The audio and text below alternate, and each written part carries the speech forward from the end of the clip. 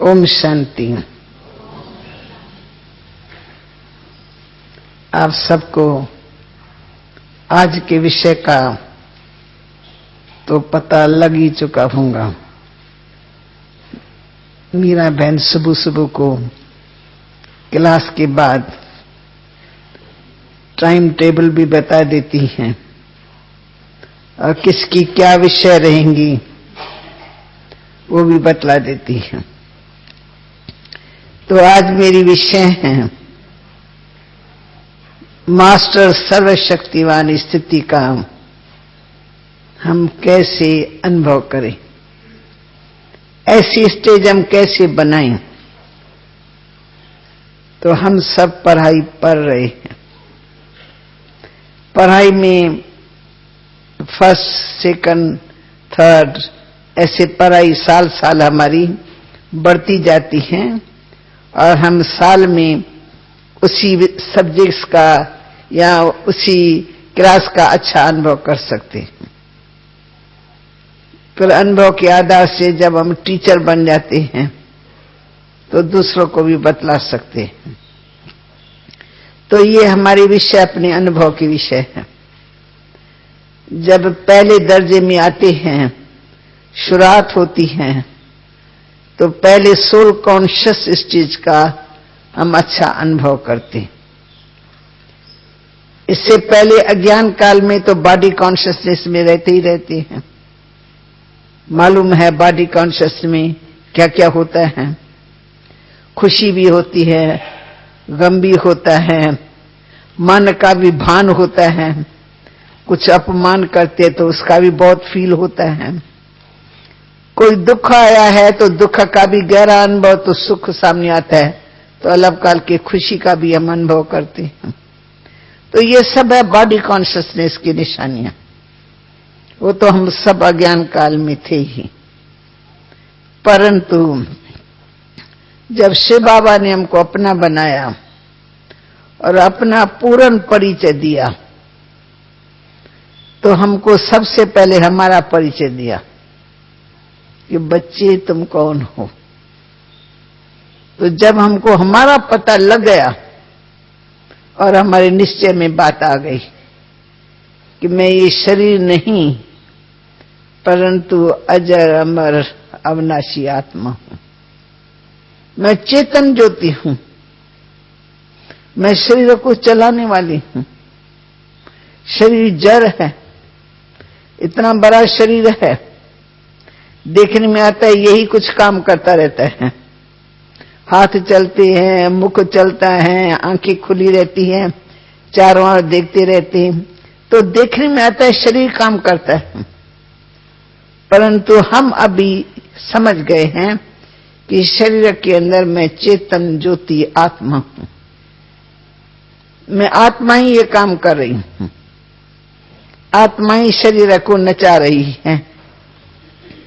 आत्मा निकल जाए एक सेकंड में तो इतना बड़ा शरीर कोई काम का नहीं, बिल्कुल जड़। ये चीज जैसे परी है, परी है, इसको कोई भी उठावे ये कुछ नहीं बोलेगा, ये फील नहीं करेगा कि ये लड़का क्यों मेरे को उठाता है, या मैं नहीं फील करूंगी क्योंकि ये है ही जड़। जिसकी चीज है वो आप ही उठाएगा करेगा, हमको इनके बारे में नहीं चलता है संकल्प। परंतु इस शरीर को जो चेतन है उसमें आत्मा के होने से इसको कोई हाथ भी लगाता है तो हमारे क्वेश्चन उठते, इसने हाथ क्यों लगाया, किस भाव से हाथ लगाया। तो पता लग जाता है कि इस शरीर की मालिक मैं चेतन ज्योति आत्मा हूं। मैं कैसी आत्मा हूं। आत्मा को अपने विशेषताओं का पता लग गया कि सारी सकाश मुझ में है। मैं ही सुनती हूं, मैं ही सोचती हूं, मैं ही देखती हूं और मैं ही सब कर्मेंद्र से कर्म कराती हूं। तो मैं इस शरीर के अंदर हरता करता हूं, सुख दुख का अनुभव मैं करती हूं। परंतु ज्ञान मिलने से हम दुख से दूर हो रहे हैं और शांति का अनुभव करते आगे बढ़ते जा रहे हैं। क्योंकि शांति हमारा स्वधर्म है, शांति हमारा स्वस्वरूप है और हम शांति के सागर के बच्चे हैं। इसलिए शांति हमारी अपनी चीज है। जो चीज हमारे साथ रहनी चाहिए, हमारे पास रहनी चाहिए। तो ये पहले मालूम नहीं था। अब सोल कॉन्शियस में रहने से ही हम ये सब शक्ति अपने आप में अनुभव करते जाते हैं कि शांति मेरा स्वरूप है, मेरा स्वधर्म है। मैं शांत हूं, मैं शांत हूं।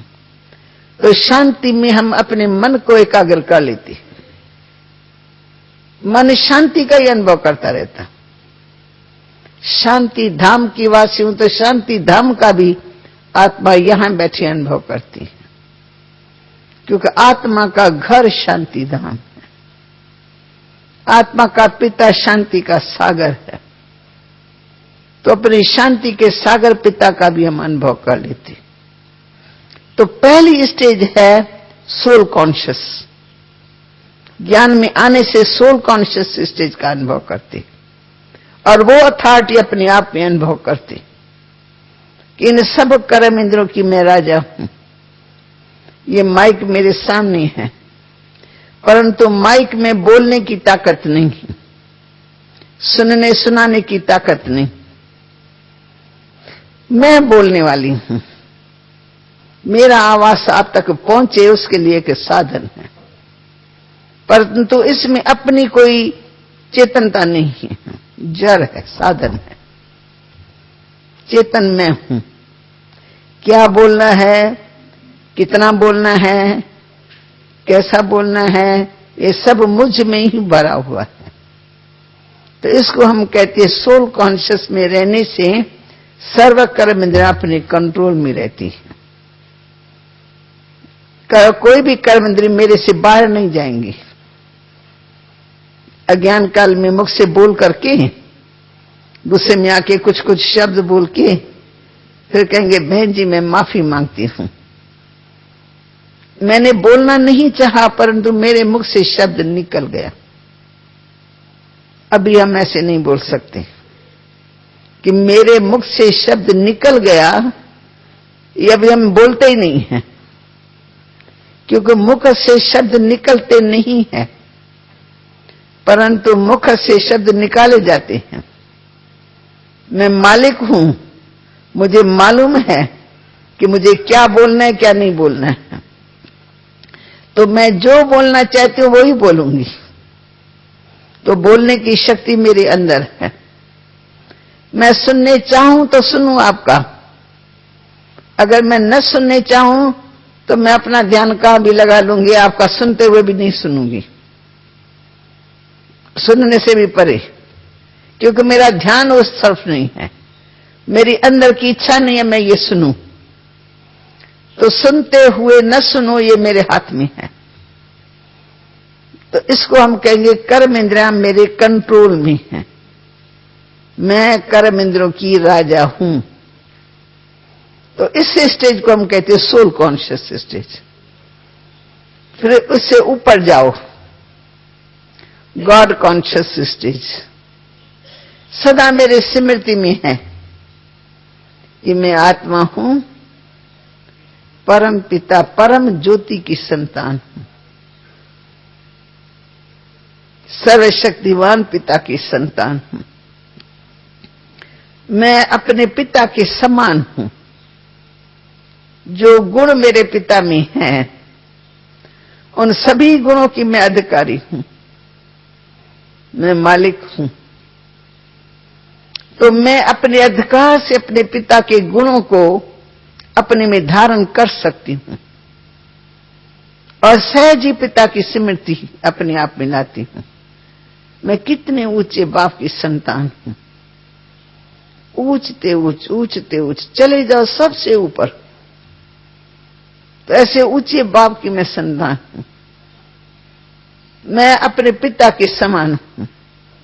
जो मेरे पिता के गुण है वही मेरे गुण है, वो सागर है, मैं उनकी संतान हूं। बच्चों में माता पिता के गुण होते ही है स्वाभाविक। तो हम सर्वशक्तिमान बाप के बच्चे अपने पिता के समान हैं। तो गुणों को स्मृति में लाने के लिए संबंधों को स्मृति में ले आते हैं। किसकी संतान हूं, कौन हूं और किसकी संतान हूं? मैं सर्वशक्तिमान बाप की संतान हूं, गुणों के सागर पिता की संतान हूं, मैं ऊंचते ऊंच पिता की संतान हूं। तो इस स्मृति को जितना हम प्रैक्टिकल में स्मृति में ले आते हैं, धारणाओं में ले आते हैं, उतनी हमारे में शक्ति बढ़ती है। ऊंची स्मृति से ऊंची स्थिति, नीची स्मृति से नीची स्थिति। भक्ति मार्ग में हम अपने आप को क्या समझते थे? हम तो नीच है, पापी हैं, कपटी हैं, मेरे में कुछ गुण नहीं। भक्ति में गाते थे मुझ में कोई भी गुण नहीं है, तो मारे कोई तरस पड़े तुम आके मेरे में गुण भरो। तो भक्ति मार्ग में अपने आप को नीच समझते थे, तो हमारे में कोई शक्ति नहीं थी, अधिकार नहीं था। हम पिता के समान बनने का तो कभी सोचते भी नहीं थे।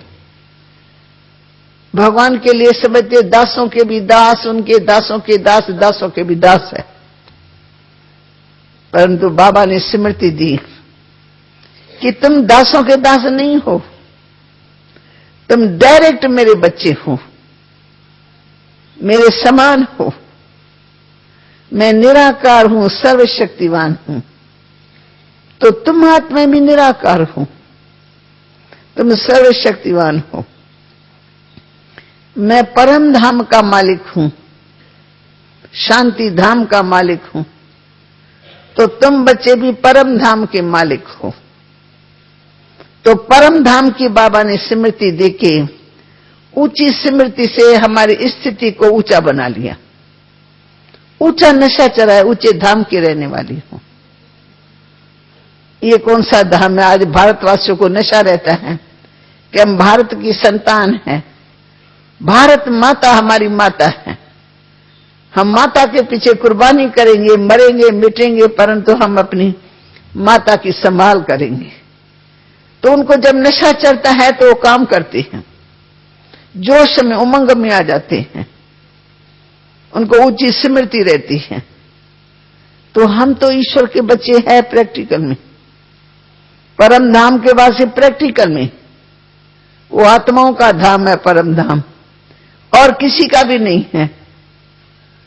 तो जिस समय ये निश्चय चढ़ता है, नशा चढ़ता है, तो हमारा बुद्धि का योग अपने शांति धाम में लगा रहता है। सहजी अधिकार होता है, ये मेरा घर है, आई उधर से हूं, जाना उधर है, वही मेरा ओरिजिनल घर है।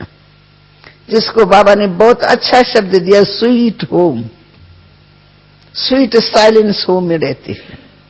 वहां मीठी साइलेंस है हमारी आत्मा में, कोई हलचल नहीं, कोई दे और दे का रिश्ता नहीं, कोई संबंध नहीं। तो ये स्मृति हमको ऊंची स्टेज पे टिका देती है। तो उसको हम कहते हैं गॉड कॉन्शियस। फिर साकार में भी हम निराकार और साकार के बच्चे हैं प्रैक्टिकल में। ब्रह्मा मुख वंशावली है, शिव बाबा जो ऊंचते ऊंचा उसकी संतान है, वो हमारा दादा है, हम उसके पोतरे हैं, हम अधिकारी हैं। तो उसके अधिकार के कारण हमको अंदर में खुशी भी रहती है और अंदर में शक्ति भी रहती है। किसका भय रखे? तो जब हम बाबा के बच्चे बन जाते हैं तो ईश्वर की शक्ति उसके ऊपर हमारा अधिकार हो जाता है। अज्ञान काल में मौत से भी डरते हैं, अंधकार से भी डरते हैं, कोई चोर डाकू होता उनसे भी डरते हैं, और भी कई समस्याएं आती है, उनका डर रहता है अंदर। पर ज्ञान की शक्ति भरने से डर इनमें से किसी का भी नहीं, खुदा का भी नहीं, किसी बंदे का भी नहीं, मरने का भी भय नहीं। मरना क्या है? आत्मा तो मरती नहीं है। शरीर छोड़ा धारण किया और छोड़ा, धारण किया और छोड़ा। तो आत्मा तो अजर अमर है, पर शरीर को छोड़ना, उसका नाम मनुष्यों ने मृत्यु रख दिया। फलाना मर गया। तो दूसरे जो मृत्यु लोक के मनुष्य है, वो आवाज सुनकर कहते हाँ वो मर गया फलाना। तो हमको ज्ञान बाबा ने दिया, हम क्या मरा नहीं, आत्मा ने शरीर छोड़ दिया। आत्मा तो अजर अमर है ना, वो मरी थोड़ी, वो अजर अमर अविनाशी है। उसने एक चोला छोड़ा, दूसरा चोला धारण किया है। तो भय सब प्रकार का चला गया, मरने का भी भय नहीं। चोले को छोड़ना है, धारण किया है सो छोड़ेंगे। तो ज्ञान के द्वारा हमारा भय निकल गया।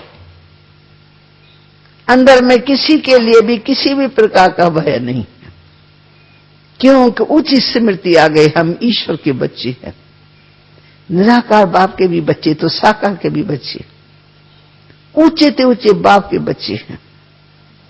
तो वो ऊंची स्मृति हो गई, ऊंचे काम के लिए निमित्त है। संगम युग है ही ऊंचा युग, ऊंचे युग में हम ऊंचे काम के लिए निमित्त है। ऊंचा काम, सबका भला हो, सबका कल्याण हो। तो जब सबका कल्याण हमारी बुद्धि में रहता है, तो किसी के लिए वैर भावना नहीं, किसी के लिए कोई और भावना नहीं, कोई हमारा दुश्मन नहीं। हम दुश्मन किसी को समझते ही नहीं है।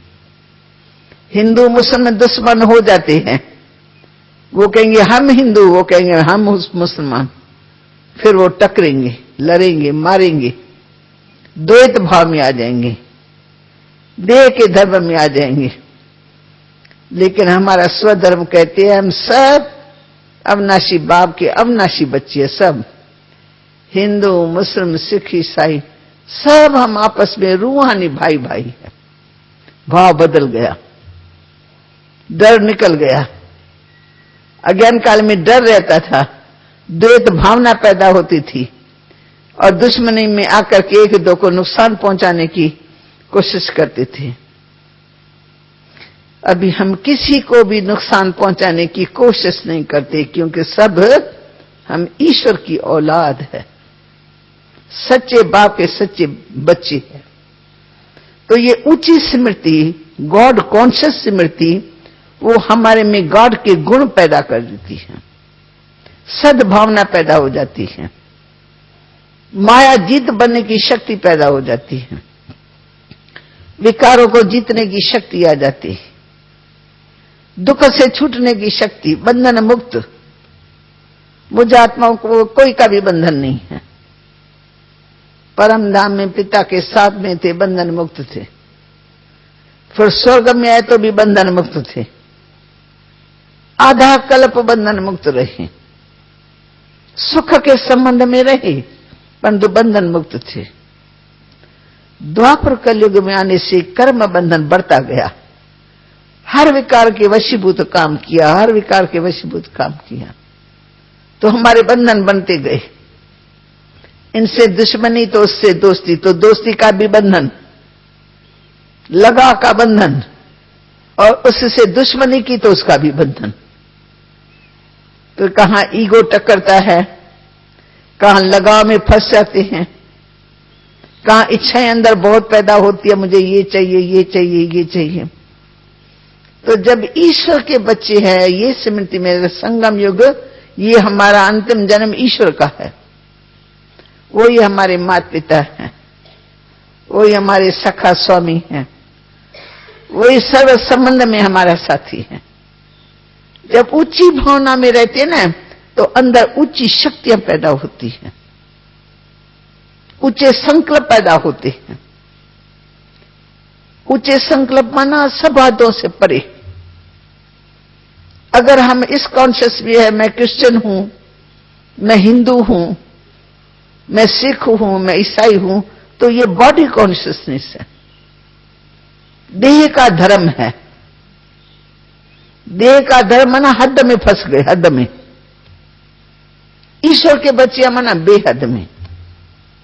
बेहद घर के मालिक है, परम धाम के मालिक है। और ये सृष्टि हमारा खेलने का मैदान है, सारा मैदान हम सबका है। सब इस मैदान में खेलने के लिए आते, बस ये हमारा ओरिजिनल घर नहीं है।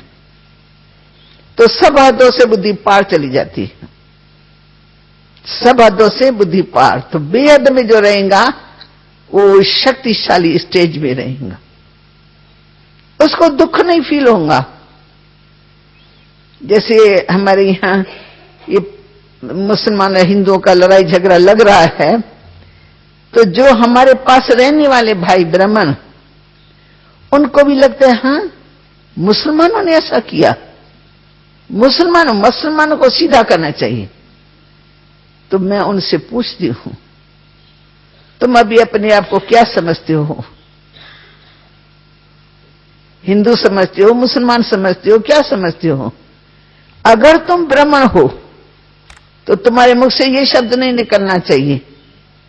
इसका मतलब तुम हिंदुओं के तरफ में हो और मुसलमानों के दुश्मन हो।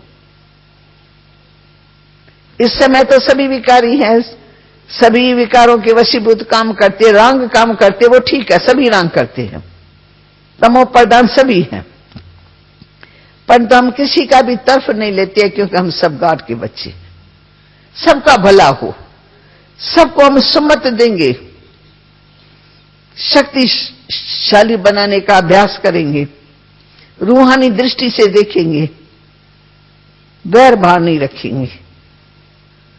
वैर भाव रखना माना द्वैत में आना, हदों में आना, हदों में। जहां हदें होंगी वहां दुख होगा, जहां हदें होंगी देकर धर्म में आत्मा फंसी हुई होंगी तो उनको अनेक प्रकार के दुख देखने पड़ेंगे। अगर वो सदा बेहद में रहेगा, मैं ईश्वर की संतान, बेहद घर की मालिक हूं और ये सारी मंच सबके लिए है, न सिर्फ मेरा अधिकार है, सबका इक्वल अधिकार है, सबको जीने का अधिकार है, सुख से जीने का अधिकार है। तो हमारा भी फर्ज है सबको सुख का में जीने का रास्ता बताते रहें। ऐसी बुद्धि जब बेहद की हो जाती है, बाप समान, तो मास्टर सर्वशक्तिमान स्टेज। बाबा को किसी के लिए है कि ये हिंदू है, ये मुसलमान है? शिव बाबा किसी के पक्ष में है कि हिंदुओं की रक्षा करनी है, मुसलमान को मारना है? बाबा के लिए हिंदू मुसलमान दोनों उनकी संतान है, दोनों को सद्बुद्धि देना ये बाबा का काम है, दोनों को शिक्षा देना, उनकी रक्षा करना, दोनों की रक्षा करना, ये शिव बाबा का काम है। इसलिए उसका नाम ही है विश्व कल्याणी। तो हमको विश्व कल्याण के स्टेज में रह के सब हदों से अपने आप को पार ले जाना है। बार बार अपनी स्मृति को ऊंचाई की तरफ ले जाओ कि मैं मास्टर सर्वशक्तिमान, मेरा बाप सर्वशक्तिमान है, बेहद का मालिक है, सबसे निर्बंधन है, कोई बंधन नहीं है, कर्मातीत है, कोई लेप छेप भी उसके ऊपर नहीं है। तो ऐसी ऊंची स्थिति, उसका यही अभ्यास करना है कि मैं मास्टर सर्वशक्तिमान हूं। तो मास्टर सर्वशक्तिमान में ज्ञान, योग, धारणा, सेवा सब संस्कार बढ़ जाती है, सब गुणों की शक्ति बढ़ जाती है, सब शक्तियां उसके कंट्रोल में रहेंगी। जिस समय जैसी शक्ति को यूज करना चाहेगा वैसे करेगा, क्योंकि वो ऊंची स्मृति में रहता है, हद की स्मृति में नहीं है। हद हमको गिरा देती है, हद में मनुष्य दुखी होते हैं, मेरे तेरे में दुखी होते हैं। भगवान के लिए मेरा तेरा है ही नहीं, मेरे सब बच्चे हैं। तो जब भगवान की भाषा है मेरे सब बच्चे, ये सारा संसार मेरा परिवार है, तो मास्टर सर्वशक्तिमान आत्माओं की स्टेज कितनी बेहद की होनी चाहिए। ये सारा संसार मेरा परिवार है, कोई मेरा दोस्त, कोई मेरा दुश्मन है ही नहीं, सब मेरे भाई है रूहानी। तो बेहद का भाव पहुंचने से हमारा कोई भी विकार का अंश पैदा नहीं होता है उसमें। जब बुद्धि हद में अटक जाती है तो वो अंश पैदा हो जाते हैं। फिर सब विकार पैदा होते हैं। विकार हमारी शक्तियों को नष्ट कर देते। तो मैं कहती हूं हमारी मास्टर सर्वशक्तिमान स्टेज ये फाइनल स्टेज है। आत्मक stage, soul conscious stage, god conscious, ये फर्स्ट और सेकंड स्टेज है। पर लास्ट स्टेज कौन सी है? सब बंधनों से मुक्त मास्टर सर्वशक्तिमान। कोई हद की बात का अटकाव न हो, का बुद्धि का झुकाव न हो, कोई प्रकार की आकर्षण न हो। कोई आकर्षण भी होंगे ना तो हद में बुद्धि फंस जाएंगी। मेरे तेरे में होंगे तो भी बुद्धि फंस जाएंगी। तो हम साकार में बाबा को देखते हैं